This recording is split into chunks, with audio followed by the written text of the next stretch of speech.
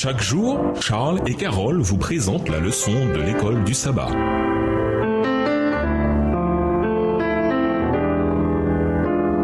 Bienvenue à notre émission. Dieu nous parle.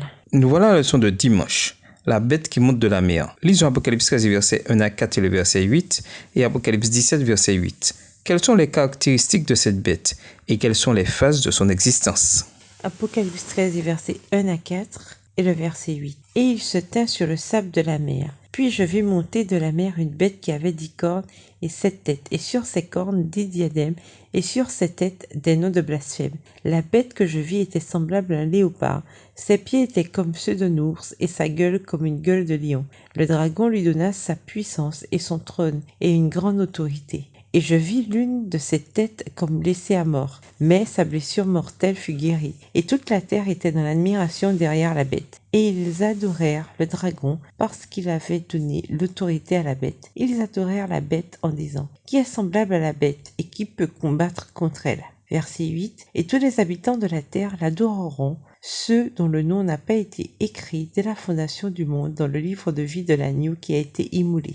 Apocalypse 17, verset 8. La bête que tu as vue était, et elle n'est plus. Elle doit monter de l'abîme et aller à la perdition. Et les habitants de la terre, ceux dont le nom n'a pas été écrit dès la fondation du monde dans le livre de vie, s'étonneront en voyant la bête, parce qu'elle était, et qu'elle n'est plus, et qu'elle reparaîtra. Jean observe une bête monstrueuse qui monte de la terre.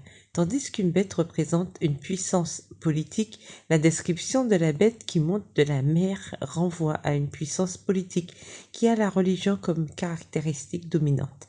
La mer symbolise la région très peuplée d'Europe, dont sur la bête qui monte de la mer après la chute de l'Empire romain. Voir Apocalypse 17, verset 15. Jean décrit la bête alors qu'elle émerge de l'eau. La bête a 7 têtes et 10 cornes, comme le dragon d'Apocalypse 12 et versets 3 et 4, ce qui montre le lien étroit avec la Rome païenne.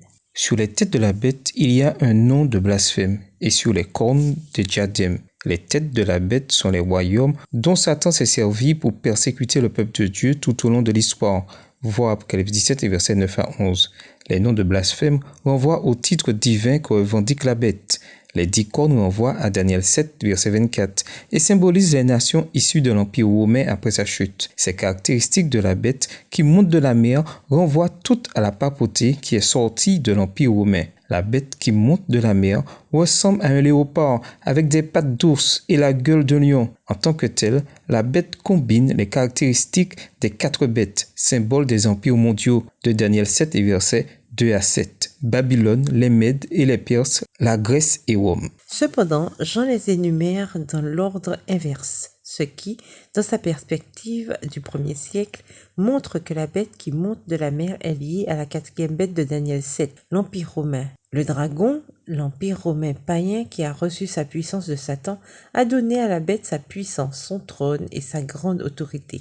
Tout comme le Père a donné son trône et son autorité à Christ, Apocalypse 2, le verset 27, de même Satan investit la bête comme son corrigeant et représentant sur terre. Apocalypse 13, versets 3 à 7, déclare que la période d'activité de persécution de la bête tout au long de l'histoire chrétienne correspond aux 42 mois. Comme nous l'avons vu, la persécution de la femme pure a duré pendant un temps, des temps et la moitié d'un temps, c'est-à-dire 3 temps et demi ou années prophétiques. Apocalypse 12, les versets 13 et 14, à comparer avec Daniel 7, verset 25, ou 1260 jours années, Apocalypse 12, verset 6.